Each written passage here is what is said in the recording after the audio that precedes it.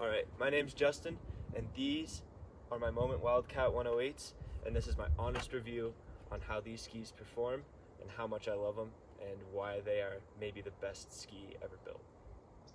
This ski is a 108 underfoot ski, and I ski a 184, and I'm about 200 pounds, 220 pounds all geared up. Very aggressive skier, and I felt like this ski is honestly the perfect match for my style of skiing, and it's honestly the ski that I can grab every time and know that I'm gonna have a good time, whether it's a groomer day on kind of some crud, some ice, or some firmer snow, or I'm gonna go hit maybe a 6-inch powder day, 8-inch powder day, and still have just a phenomenal amount of fun. These skis, I really appreciate the simplistic design of the rocker camber rocker profile of these skis. They have plenty of rocker in the tips and the tails to make them like extremely surfy. However, there's still camber underneath the foot to have power underneath when you are making some thick carves. So let's see. So this ski, like I already said, hands down my favorite ski I've ever skied.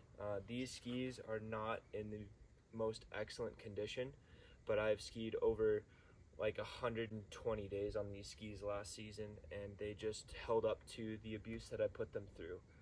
Now mainly I skied Big Sky last year, but I traveled a bit as well, and they really held up with all skiing conditions, and it was just such a fun ski.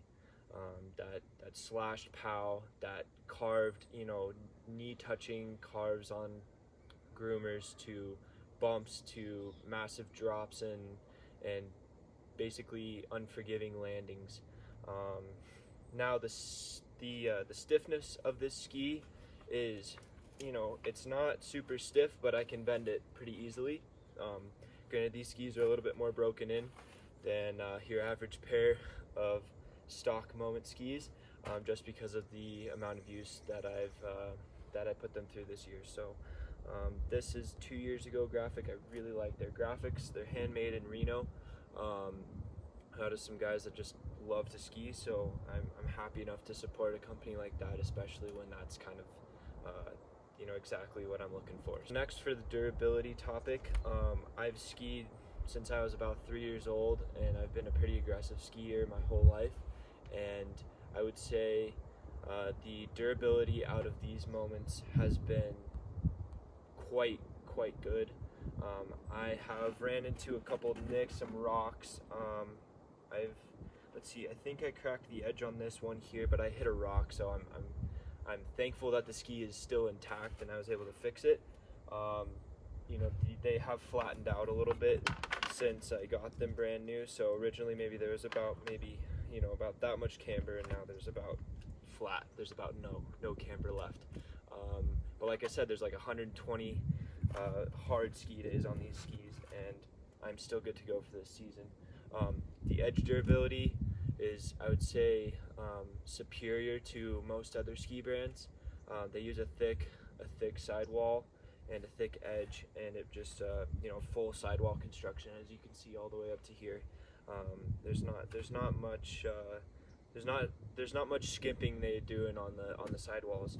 Now, on the contrary, this ski is not that heavy. For an everyday ski at 184 centimeter length and 108 underfoot, I can throw this ski around fine enough, throwing 360s, jumps through the bumps. Very nimble, very fun, surfy ski. Carving, it lays down some fat carves, and I really enjoyed the versatility of this ski. Whether I wanted to, get up on the ski hill early in the morning or a little bit later in the day, and you've got either some corduroy in the morning or kind of just some crud in the afternoon. So it really just took the beating, both conditions. All right, so I know I've talked these skis up a lot, and some of you might be asking, well, what are the downsides to these skis? Where do they fall short? To be honest, I really don't feel like these skis have many, if any, areas where they lack. I would say maybe the The only position at where they lack is maybe if you wanted a 100 underfoot ski, but then you could go buy the WIldcat 101s. But honestly, this ski, you can ski it in the spring conditions, you can ski it on a powder day. It's a best of all worlds. You know, deep powder, it's not going to have the flotation that you'd want out of a wider underfoot ski, but the 108 for most conditions at resorts like Big Sky, where we get, you know, maybe 3-4 inches twice, 3 times a week, this was a phenomenal ski to have there. So you know, getting your occasional 8 to 10 inch powder day, it held up great. I've done lots of drops, lots of jumps, and they all just hold up really well. So let's talk about stiffness here. So basically, this ski is a similar cousin to the Death Wish. The Death Wish is made by Moment as well, and it is a 112 underfoot ski. But I feel that the Death Wish would be, I basically bought this ski thinking that it would be, you know, an okay choice, but actually it turned out to be everything that the Death Wish lacked for me. So narrower underfoot, very similar tip and tail width. So the side cut was actually a little bit more, you know, a little bit tighter turn radius. So with that being said, this ski is, you know, a little bit stiffer than my Death Wishes, and I felt like, for me being a heavy enough skier, an aggressive skier, that when I landed a little bit too much forward or a little bit too much back seat, this ski was able to help me recover to get to that stand upright position, and it really held me from going over the bars or back slapping on like 90% of the jumps that I ever did this year. So stiffness, it's like the perfect stiffness for an aggressive, playful, jibby type of skier. So definitely for me, hands down, probably the best stiffness I've ridden. So it's nice to have a stiffer ski, which I thought this was a stiffer ski, but it doesn't have any metal in it. It's a totally wood core construction. So I fix my own skis, and one thing that I appreciate with these skis is that, you know, underneath the foot we have black P-Tex. So when you get a core shot, it's less noticeable. As you can see, I kind of have a couple little black scratches here and there down my skis, and, you know, a couple little repairs here. But you know, overall, I think the simplistic design on the graphics on the bottom is actually pretty nice, and they look cool when you cross them together. You kind of get the Moment on both sides. Cut to a picture of me riding this jump at Big Sky, and I just really love the Iron Cross, and it looks really cool with these skis on. So yeah, graphics, super nice graphics, and let me tell you why these graphics are special. One really cool thing about these skis and the Moment WIldcat series uniquely has these cool graphics where there's kind of this story. There's a storyline from the first original WIldcat and all the way up to even, you know, this brand new season 2024 where there's kind of this moon, space, Martian type of lunar theme to them.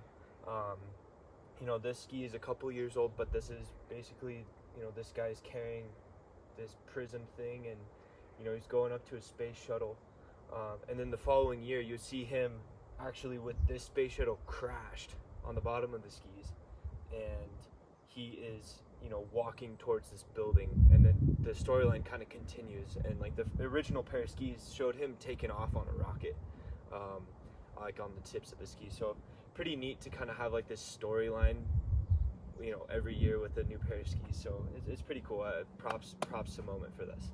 This ski really, at the end of the day, is my favorite ski. I would buy it again. I would buy it again if I needed to, which I might need to here soon. So Moment, if you're watching, just know that Justin wants another pair.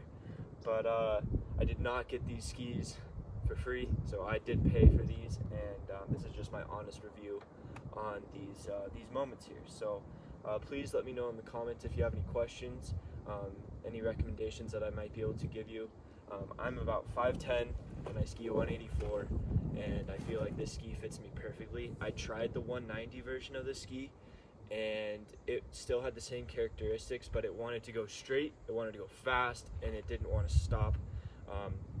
I'm maybe not the best park skier, but I tried throwing 360s on it and I couldn't land one, so that's just just me being a poor skier, if we will. So anyway, let me know if you have any questions or comments, and hope that you have a wonderful ski season this year, and let me know if you'd like for me to review any more skis or any more of the products that I use on a daily basis that I put my own money at out on the table to buy, and basically my choice for being a pretty aggressive, fun skier. So